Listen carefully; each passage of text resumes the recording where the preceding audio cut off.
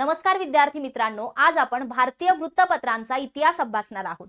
तर बघा, भारतातीलच नाही तर आशियातील सर्वात पहिलं वृत्तपत्र होतं 1780 मध्ये बंगाल गॅझेट नावाचं, जे जेम्स ऑगस्टस हिक्की यांनी कलकत्ता येथे सुरू केलं होतं।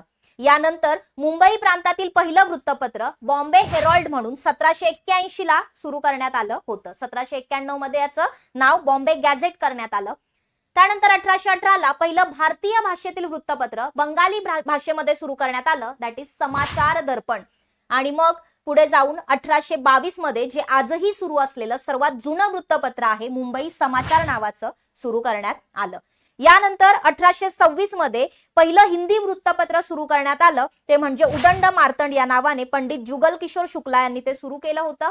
तर पहिले मराठी वृत्तपत्र 1832 मध्ये सुरू करण्यात आलेलं बाळशास्त्री जांभेकर यांनी दर्पण नावाचं वृत्तपत्र सर्वांना माहितीच असेल। तर धन्यवाद, अशाच व्हिडिओसाठी बघत राहा अभ्यास मित्र।